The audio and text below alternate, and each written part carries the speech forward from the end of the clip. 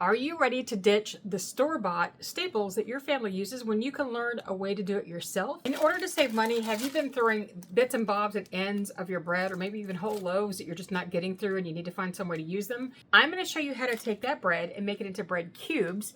And along with the herbs in your house you probably already have on the shelf, come up with a way to replace that commercial dressing mix that you might buy for the holidays, or if you're like my family, that you use all throughout the year. So what got me started on this is that when we had a holiday meal, my son looked at the dressing and said, "Mom, I love this stuff." If you don't know my son already, he is very, very picky about the food he eats because he just has those kind of issues with texture and flavors.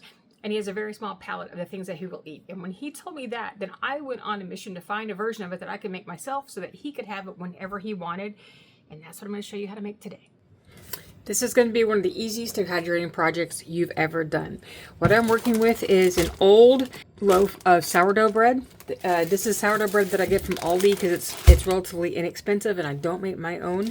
But I also have an extra one that we've had in the freezer for a while and I don't want it to get freezer burned. Then we're also looking at some leftover Thanksgiving rolls, the kind that you can get from the store that are really cheap, that are called brown and serve. They're already mostly cooked. You just need to brown them in the oven.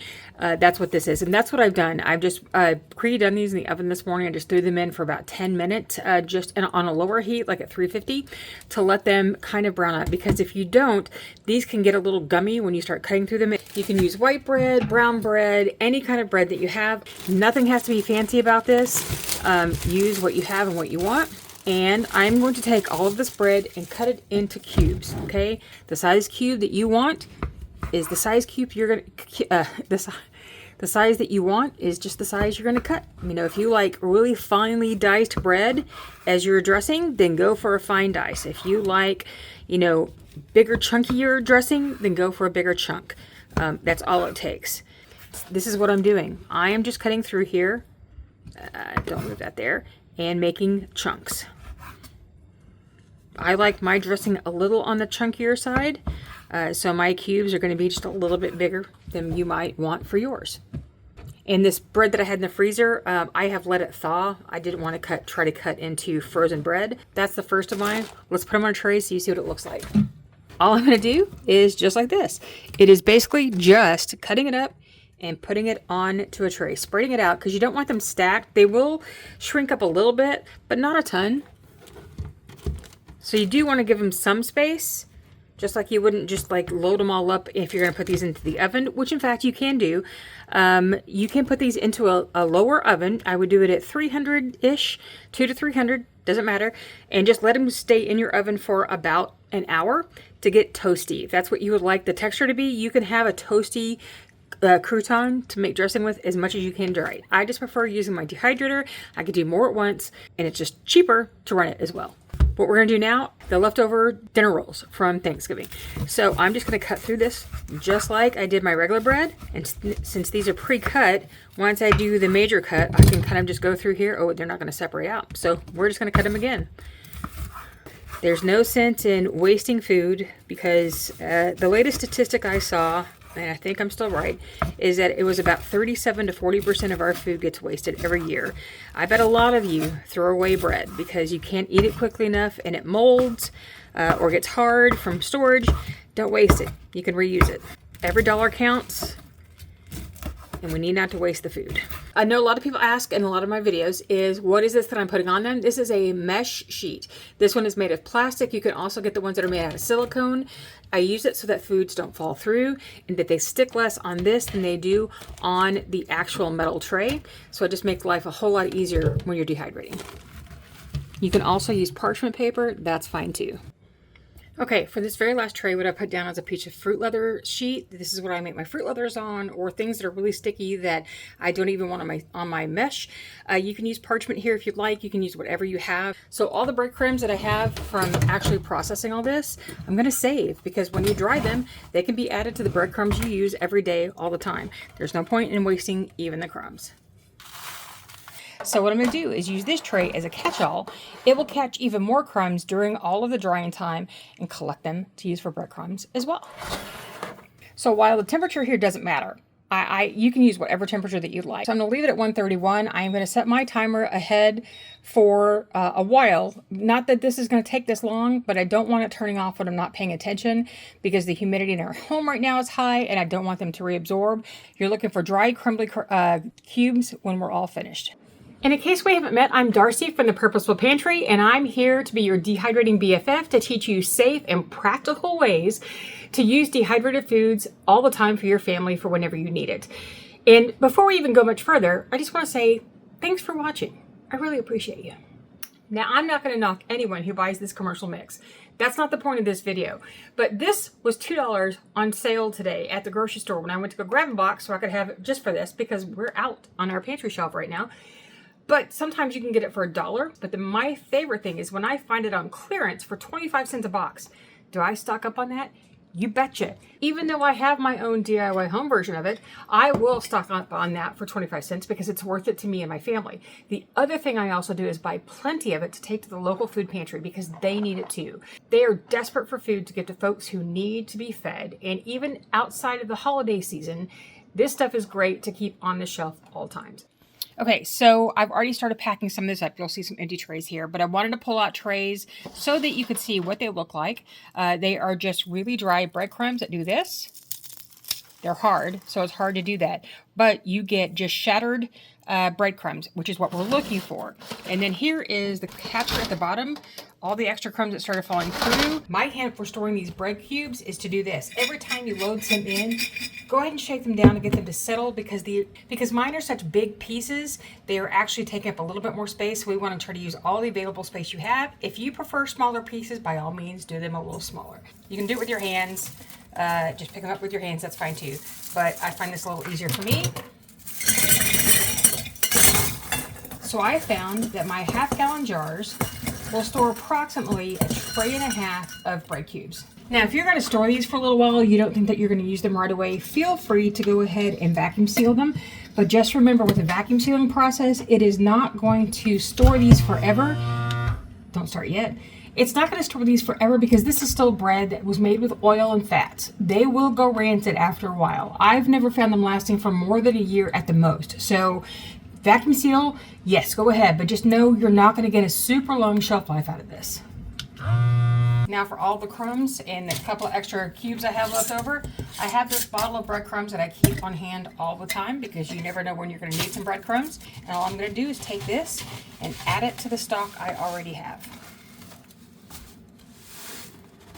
So what I have here is 2 half-gallon jars full of breadcrumbs, bread cubes, just a handful of breadcrumbs. Plus I have enough for a serving of dressing, which we're going to make next. So right now I've got the ingredients for making the bulk DIY stovetop seasoning blend, which I like to have on hand so that our bread cubes don't get used up for just stuffing mix because they may need to be used for something else.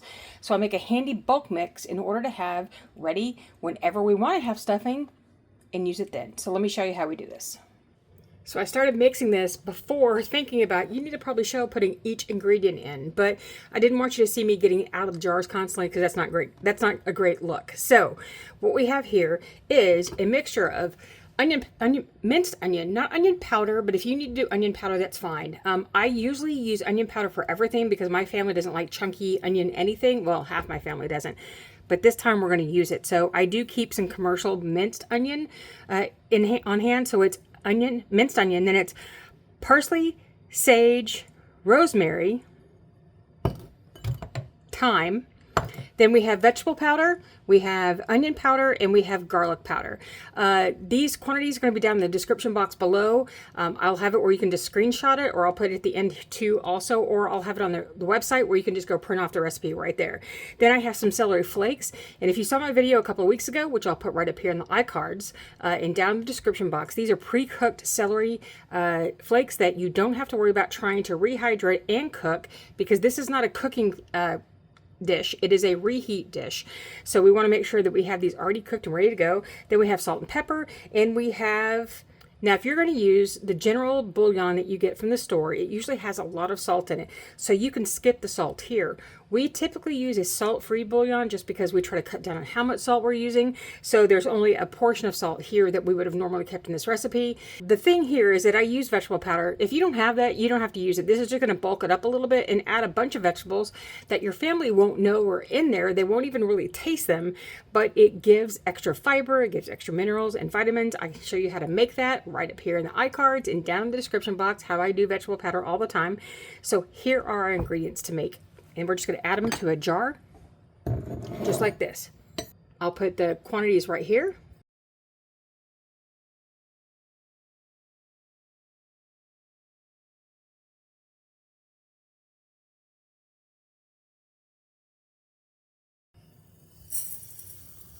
Then we have the bouillon. Then we have our powders for vegetable powder, garlic powder, and onion powder. The onion powder was kind of like an afterthought. It's not necessary. It was kind of, I was restocking and I had some left over, so I stuck it in there because we like onion flavor, just not necessarily the onion texture. Then we're going to go ahead with our celery flakes. Now also, if your family doesn't like celery flakes, the thing I would say too, grind them up and just create celery powder. It gives you the flavor without that texture. And then our thyme. It would just fit perfectly in our jar. Then I'm just going to cover it up. I do not bother vacuum sealing this because it won't need it. There is our mixture. It doesn't look pretty, but what am I going to do? I'm going to shake it all up. Now, how do we make stuffing from here? Let's go. Okay, well, I get the water going. So I'm going to take 2 tablespoons of butter and then add a 3rd tablespoon because that's how I like it. So that's 3 tablespoons of butter. 2 tablespoons is really all that's needed. And all I'm going to do is just take really small slices and just slice it up to make it easier to melt. You could certainly just soften it before you use it, but I never remember to soften. So I'm just going to make this easier on me by just cutting it up into pieces, just like this. And I'm going to take this whole stack and just cut them like that and throw them into my pan. This is my mom's old Corningware. I don't know if you can see the side of it right here. When she passed away, I got a few things of hers that I could use because I already had a full kitchen. And so this is one of the pieces because I remember us always having stuffing in here for holidays and even during the year because we are not a holiday-only stuffing family. So I'm just going to spread this butter out in order for it to be able to melt a little quicker. Now I'm going to take about 1.5 cups of water, of hot boiling water. I just boiled this in my kettle. It'll be the same if it was boiling on the stove top. I'm going to put it in the water and allow that just a few moments to soften up the butter. And if I need to move it along, I can just go in with a fork and just kind of crush the extra pieces that are thicker, and it will help them melt down a little faster. Now, if you're doing it on the stovetop, all you're going to be doing is just letting it come to a boil, let the butter melt completely, and then we do the next part. So I'm adding just a little over 2 cups of our breadcrumbs, just like that. And then what I'm going to add also is about 1/4 cup of our seasoning mix, just like that. Now, I always have to adjust this because just like with any other recipe, they don't always work exactly the same every single time. So what I find is in doing this, if I need to, if it's a little on the runny side, the bread hasn't absorbed everything, I want to make sure that I come through here and kind of mix it up once or twice. And if I find that there is still too much water, then I can add a few more of the bread cubes to it to help absorb that extra water. If I find as this has gone and it has not absorbed water, there's not enough water, I can always add just a little bit more. Right now, I'm seeing that there was just a little bit too much water for the amount of bread that I put in there, so I'm going to add some more. And it's easy, it's just doing this and making that adjustment. Now this is going to serve about 4 people. If we just take it in fourths, it's going to serve about 4 people. And not everybody in my family likes dressing, so that works out just fine. If you need to add additional servings, you can certainly do that. If you need to cut it down some, you can certainly do that too. It just depends on what your family needs. Now I could have used a smaller container and made this a little bit little thicker and fluffier. That will work as well. It's just whatever works for your family at that time. Now our 5 minutes are up, and I'm just going to fluff this up a little bit. And just like any kind of stovetop dressing,